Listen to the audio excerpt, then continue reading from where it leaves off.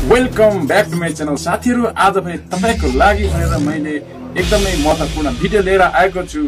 आज तपाईहरुलाई फेरि पनि म मोबाइल रिपेयर गरेर देखाउने छु। मैले एउटा होनरको सेट लिएर आएको छु। होनरको सेटमा आज पानी पसेर ड्यामेज भएको छ। त्यो पानीमा पसेर ड्यामेज भएको फोन कसरी बनाउने भन्ने बारेमा म तपाईहरुलाई यो भिडियोमा बताउने छु। तर तपाईहरुले एउटा काम गर्नुपर्ने हुन्छ। यदि तपाईहरु यो च्यानलमा नयाँ हुनुहुन्छ भने मेरो च्यानललाई सब्स्क्राइब गरिदिनुस् अनि लाइक गरिदिनुस् अनि मेरो भिडियोलाई शेयर पनि गरिदिनुस् अनि तपाईहरुलाई आवश्यक परेका विभिन्न समस्याहरु तपाईहरुले भिडियोको मुनि कमेन्ट बक्समा लेख्न सक्नुहुन्छ, मलाई सोध्न सक्नुहुन्छ। म त्यसको प्रतिउत्तर फेरि अर्को भिडियोबाट ल्याउने प्रयास गर्नेछु। आउनुहोस् अब भने म तपाईहरुलाई यो ट्युटोरियल बताउन गइरहेको छु। आउनुहोस् प्र्याक्टिकल्ली लाग्नेछौं।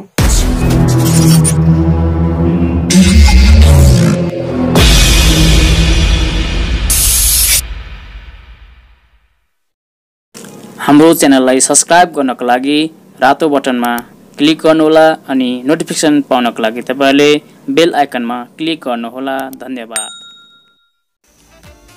साथीहरु, अहिले भने मेरो हातमा होनरको फोन फेला परेको छ, जुन चाहिँ पानीमा पसेर बिग्रिएको छ अनि एकदमै धेरै पानीमा पसेर यो पावर अन नहुने भएको छ। तपाईले देख्न सक्नुहुन्छ पानी एकदमै भित्रपट्टिबाट एकदमै धेरै पानी देख्न सक्छौं।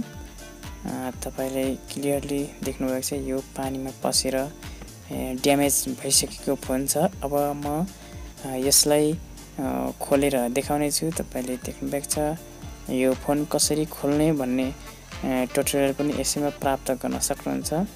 र विशेष गरी तपाई यहाँ देख्नुहुन्छ यो सिमको ट्रे खोल्नुहोस्। सिमको जुन चाहिँ खोलिसकेपछि त्यहाँ तपाईले नङ लामो पाल्नु पर्ने हुन्छ।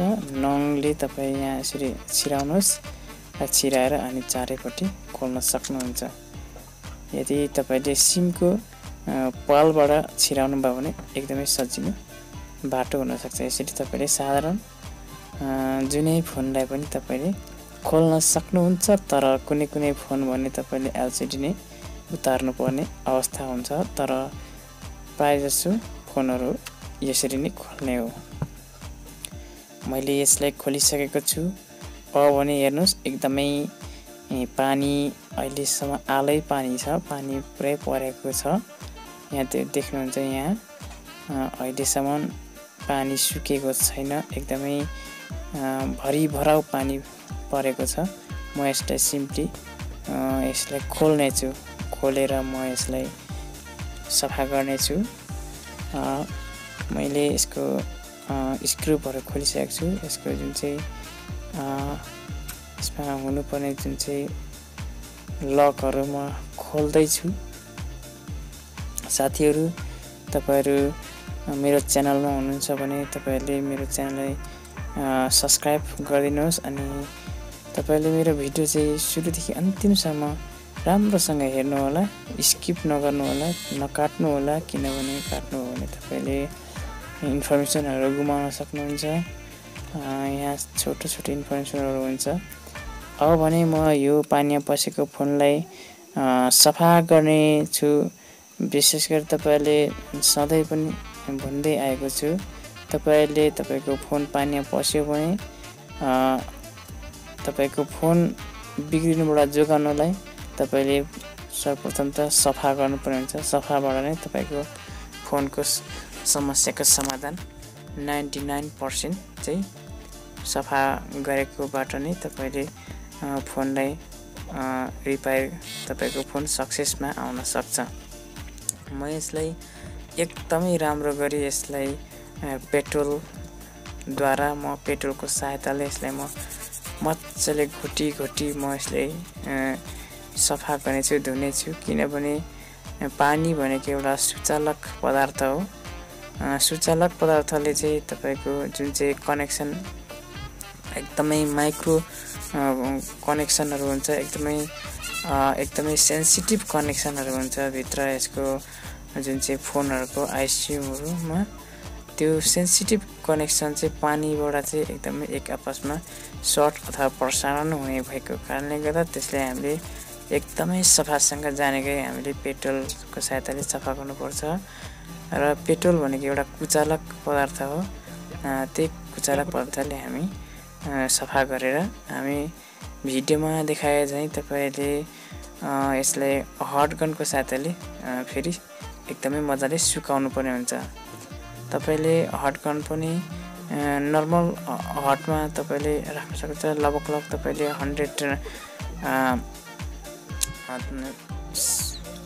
तपाईले 100 सेल्सियस डिग्री सेल्सियसमा तपाईको तापक्रम मिलाएर राख्नुभयो भने तपाईको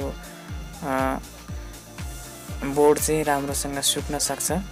र यदि तपाईको बोर्ड भित्र जुन चाहिँ आइसीहरु चिप भित्र पानीहरु लुकेको छ भने त्यसलाई सुक्ने गरी तपाईले सुकाउन भयो भने तपाईको समस्याको समाधान 100% हुन सक्छ है त।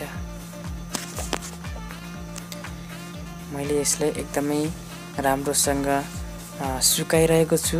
तपाईहरुले पनि एकदमै राम्रोसँग सुकाउनुस्। तर तपाईले याद गर्नुपर्ने हुन्छ सुकाउँदाखेरि तपाईको टेम्परेचर धेरै हुनु हुँदैन र तपाईले सुकाउने भाग भनेको तपाईले कुनै ठाउँमा प्लास्टिकको सामानहरु प्लास्टिकको कम्पोनेन्टहरु हुन सक्छ। त्यसलाई तपाईले झुकाएर तपाईले हिट दिनुपर्ने हुन्छ र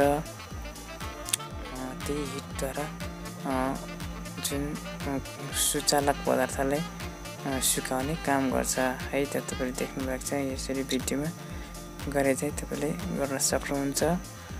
मैले यसलाई सिम्पली यसको पानीले सुक्ने गरी सुकाइसकेको छु र अब भने म यसलाई जुन चाहिँ प्लगहरु छन् जो पत्ताको प्लगहरु छ त्यो प्लगहरुलाई पनि म सुकाएर हेर्ने छु र यहाँ रहेको जुन चाहिँ डिस्प्लेको भागहरुलाई पनि म सुकाएर हेर्ने छु। तपाईले सिम्पली ब्याक कभरलाई पनि तपाईले सफा सुकाउने प्रयास गर्नुहोस् सुकाउनुहोस्। र अब भने म यसलाई यहाँ फिट गर्न गइरहेको छु। तपाईले एकदमै सावधानी पूर्वकले तपाईले फिट गर्दा अथवा रिपेयर गर्दाखेरि तपाईको कम्पोनेन्टहरु डिस्लोकेसन अथवा कम्पोनेन्टहरु चाहिँ रिमुभ हुन सक्छ। तपाईले राम्रोसँग केयर गर्नुपर्ने हुन्छ 1 by 1। अब भने म चार्जिङ सेक्सनमा ओपन गर्ने छु र चार्जिङ सेक्सनमा पनि तपाईले सर्ट हुन सक्छ। यहाँ पनि पानी एकदमै धेरै परेको हुनाले म यसलाई पनि चार्जिङ सिस्टमलाई पनि सेक्सनलाई पनि म खोलेर यसलाई सफा गर्ने छु। जुन चार्जिङ कनेक्टर चार्जिङ पोर्ट हुन्छ यस ठाउँमा अनि तपाईको यहाँ माइकहरुको कनेक्सन हुन्छ भने यहाँ अरु एन्टिनाको पनि यही कनेक्सन हुँदछ। तपाईले यहाँ देखिरहनु भएको छ। म यसलाई राम्रोसँग पेट्रोल हालेर फेरि पनि ब्रशको सहायताले सफा गर्ने छु। तपाईले राम्रोसँग सफा गरिकन तपाईले फेरि हटकनको सहायताले यसलाई सुकाउनुहोस्। राम्रोसँग सुकाउनुहोस्। यसको कुनै पनि भागमा पानी रहनु हुँदैन। मैले यसलाई एकदमै राम्रोसँग सुकाए। अब भने म यसको मेन पीसीबी बोर्डको जुन चाहिँ प्लेटहरु खोलेको थियो सुकाउनलाई अथवा धुनलाई त्यो पनि म यहाँ फिट गर्ने छु। फिट गरिकन म यसलाई मोबाइलमा सेट गर्ने छु। तपाईले क्यामेराहरु पनि लाउन नभुल्नु होला। विशेष गरी हामी टेक्निशियनहरुको मर्मत गर्ने साथीहरुले चाहिँ कुनै सामानहरु बिर्सिने कामहरु गर्दछन्। त्यो सामानहरु लाउन चाहिँ तपाईहरुले पटक्कै बिर्सिनु हुँदैन है त। यदि तपाईले बिर्सिनु भयो भने तपाईहरुलाई अर्को एउटा कम्प्लेन आउन सक्छ कि तपाईहरुको काममा कम्प्लेनहरु आउन सक्छ र चोरीको आरोप पनि पर्न सक्छ। प्रायः जसो कम्पोनेन्टमा चोरीको आरोपहरु अधिकांश मान्छेहरूले लाउने गरेको छ, तर तपाईहरुले यस्तो फल्टहरु गर्न सक्नुहुन्न र गर्नु पनि हुन्न। अब भने मैले यसलाई सिम्पली सेट गरिरहेको छु, तपाईले देखिरहनु भएको छ। यही तरिकाले तपाईले सेट गर्नुहोस्। यहाँ तपाईले जुन एन्टिनाहरु पनि राम्रोसँग लाउनु पर्ने हुन्छ। एन्टिना पनि एकदमै महत्त्वपूर्ण हुन्छ। यतिखेर मैले सम्पूर्ण चीजहरु सेटिङ गरिरहेको छु। तपाईले जसरी अघि खोल्नु भएको थियो त्यही आधारमा तपाईले सामानहरु तपाईले स्क्रु गरेर कस्नु पर्ने हुन्छ।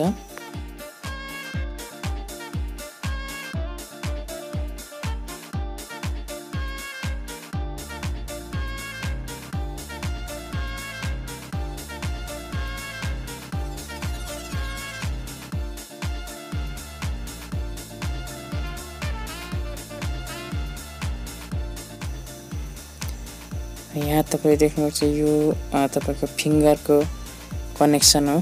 फिंगर प्रिन्टको कनेक्सन हो। त्यो फिंगर प्रिन्टको कनेक्सन तपाईले लाउन नभुल्नु होला।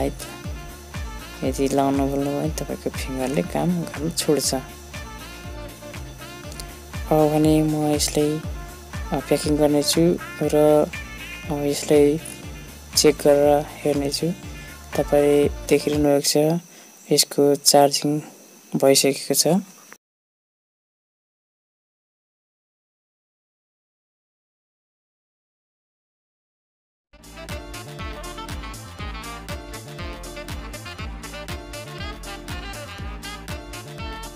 यतिखेर मैले कभरलाई छोपिसकेको छु। अब भने म यसको सिम्पली चार्जिङलाई राम्रोसँग टेस्ट गर्ने छु। म यसलाई चार्ज प्लग लाउने छु र यतिखेर चार्जिङको सिग्नल देखाएको छ। फेरि म अन गरेर हेर्ने छु। यो देख्नुहुन्छ 5% भइसकेको छ। यो चार्ज राम्रोसँग लिएको छ। अब भने म यसलाई यति मात्रै हैन, यसलाई अन गरेर पनि हेर्ने छु। यदि कुनै पानी पसेको फोन छ भने तपाईको टच प्याडको पनि समस्या हुन सक्छ है। तपाईले टच प्याडको पनि टेस्ट गर्नुपर्ने हुन्छ। तपाईको पानीको कारणले गर्दा टच प्याडलाई पनि असर परेको हुन सक्छ। म यसको टच प्याडलाई पनि हल्का टेस्ट गरेर हेर्ने छु। देख्नु भएको छ तपाईको फोनमा जुन टच प्याड पनि काम गरिसकेको छ राम्रोसँग।